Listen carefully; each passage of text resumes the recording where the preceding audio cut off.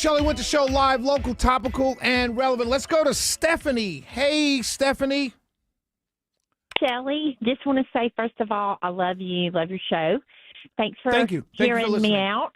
So I was a pastor's wife before my husband passed away. Oh, my for deepest over 20 condolences. years. My deepest condolences. What was his name, Stephanie? Thank you. His name was Pastor Tom Summers in Griffin, Georgia. Pastor Summers, God bless you in heaven, and we'll take care of Stephanie until she comes to see you again. Oh, you're so sweet. Thank you. And I just wanted to share with you a little bit different perspective. So we love football, and our congregation at the church we served at for 14 and a half years loved football, a lot of them. And so we would want to show the Super Bowl as a fellowship on Sunday night. Good idea. And wait a minute. No, that means no drinking. Right. Especially because we were Southern Baptist. So my husband used to say, you know, the difference between Baptist and Methodist, the Methodist will speak to you in the liquor store. But anyway, so we would come and we would bring food. But the conundrum always was, what do we do during halftime because we can't leave the TV on? Let me ask you a question. What was the problem with leaving the TV on during the halftime? Because I don't remember, with the exception of the Janet Jackson thing, which you know we can argue was planned, but with the exception of that, I don't see any of the halftime shows that were necessarily kind of bad for church, if you will. Can you tell me? Well, and it wasn't that they were bad. It's just everybody in church, you know, there's a little bit different perspective. Understood.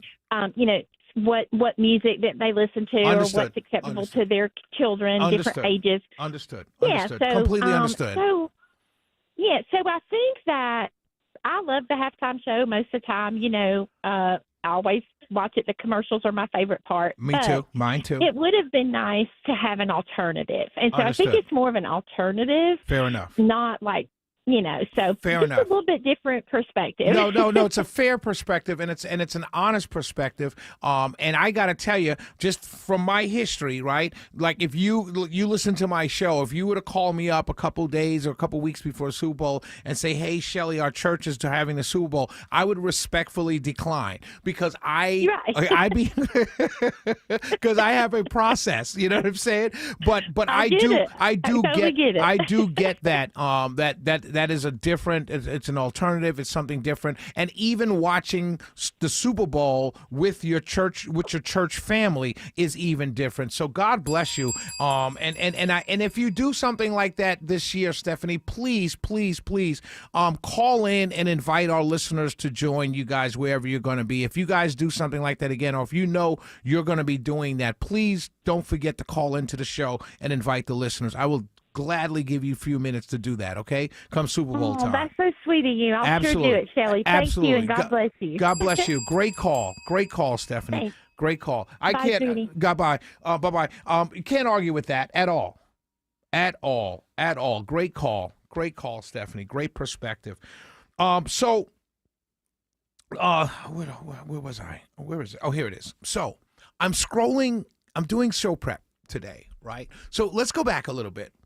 Our good friend Charlie Kirk, right? And when I say good friend, I mean our good friend, right? We liked him, right? I liked him. I watched him. I watched the work he did, and I liked what he was doing. I liked where he was bringing this country, particularly when it comes to young people and religion and Christianity. I had no problems with that. And there's things I can pick at and say I didn't agree with this, but I understand the point. You know, that's neither here nor there. Dude was doing good work, I believe. That's my opinion. But a couple weeks when he passed away, when he got assassinated, when he was murdered, right? When he was shot and killed, there was a lot of talk about who did it, the motives, and everything else. At the time, Candace Owens went on this, Candace Owens podcast and everything like that. We don't have to talk about who she is and everything, but she talked about these text messages and that he was being bullied by Jewish donors to Turning Point. And he was increasingly getting frustrated. And then Bill Ackman it's a billionaire guy, had said, no, that's not true. And he released some text saying that he and Charlie Kirk were still cool. And Candace Owens and Tucker Carlson are lying on him. And this never happened. And Candace Owens talked about this meeting that they had at Martha's Vineyard. And all these influencers were there. And it was a pro-Israel influencer meeting that they had and everything. And my good friend C.J. Pearson was there. And many other podcast influencers were there. And there was a lot of talk about Charlie Kirk being he felt he was being bullied. And she had talked about this. Tucker Carlson had talked about this. Well, she just released images from Charlie Kirk from a group chat. One of them reads, it's Charlie Kirk. Just lost another huge Jewish donor. $2 million a year because we won't cancel Tucker. I'm thinking of inviting Candace. Ugh. Charlie Kirk, Jewish donors play into all the stereotypes. I cannot and will not be bullied like this, leaving me no choice but to leave the pro-Israel cause. This is Charlie Kirk saying this.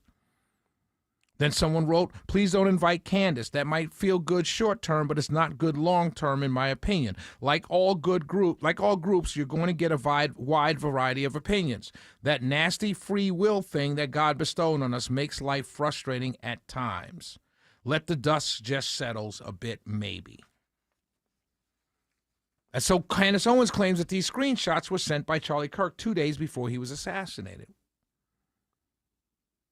Now, here's what's important.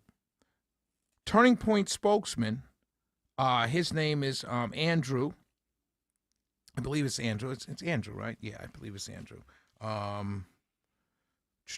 Andrew Colvett. He confirmed that these text messages were true. And when they asked him, they said, Andrew, well, why didn't you say this earlier? Why didn't you come forward with these text messages earlier? He said, well, Charlie Kirk was one of my best friends, if not my best friend, and I felt it would have been a betrayal of trust between us. That's why he didn't say anything. But now that they've been released, he said, yeah, they're true. This is true. Everything, these screenshots of these text messages are true. But here's the most important thing that you need to understand. At the end of the article, this is from the Daily Mail that I'm reading this article. At the end of the article, I want to read to you what it says. Where is it? Bear with me. Here it says, Colvett, who was one of Charlie Kirk's closest confidants, noted that he was aware of the text messages sent by Kirk, but chose not to share it publicly because, quote, it was a private exchange. I wanted to not betray my friend's trust. That's a hell of a dude right there. It's a hell of a dude. He was willing to sit on these things because he didn't want to betray his friend who had been murdered. But Mr. Colvett also revealed that soon after Kirk's assassination, he shared these text messages with government officials because, and listen to this, these are his words, he wanted to leave no stone unturned. And I'll leave it right there. Candace Owens knew that these text messages were there, and she let all of those people go publicly and saying there were lies, they were lying on her, she was lying on Charlie Kirk, they were all lies, and then she dropped them. And the Turning Point spokesperson, Andrew Colvett, confirmed these text messages were in fact true. We'll be right back. It's the Shelley Winter Show.